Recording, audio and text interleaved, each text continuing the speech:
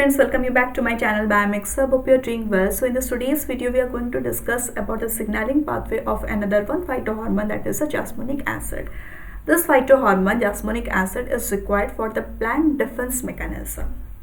So this video will not only help you for your preparation of your semester exam, but also will help you in preparing for the competitive exams like CSIR, Life Science NET, GATE, etc., which are coming under the life science exams. So let's get started with the videos. So before starting this video, I want to tell that if these videos are helpful for you, please do not forget to subscribe. So what happens in presence of jasmonic acid and in absence of jasmonic acid? We will discuss how is the signaling pathway taking place. So the signaling pathway of this jasmonic acid is by 26S proteasomal degradation. So what happens in the shell, in the plant, that needs to be formation of the genes which are regulated by this jasmonic acid. So this is being regulated by two factors. One is a positive regulator which is known as MYC2.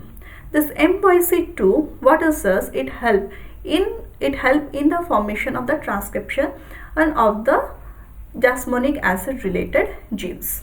Okay, it is a transcription factor. MYC2, it is a transcription factor. It binds in the promoter region and it helps for the transcription of other genes which are related to jasmonic acid. Okay, there is another one repressor which is known as JA-Ile. What is this? It inhibits the MYC2. So when there is inhibition of this MYC2, there is no transcription of jasmonic acid related genes, or we can tell that this defense related genes are not being synthesized. Okay, so what happens in case of when there is presence of jasmonic acid?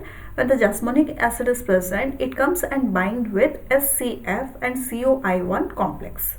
What is this? This is a E3 ubiquitin ligase enzyme. Okay, so it forms a complex. Now it forms a complex, and this JA-I solution is placed in such a way that it can make a complex with SCF, COI1, as well as it can bind with JAG, which was a repressor. So this isoleucine, jasmonic acid isoleucine, it comes and bind with this JAG. Okay, and when it comes and bind, there is polyubiquitination of the JAGs, which is done by SCF and COI complex. When there is polyubiquitination, there is degradation of this JAG repressor by 26S proteasome. When this repressor is being degraded, this MYC, which was a transcription factor and it was responsible for the formation of the defense related genes, now it can form the genes.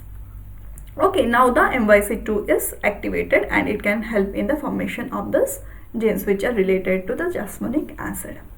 Okay, now with the help of this diagram also we will understand the same thing.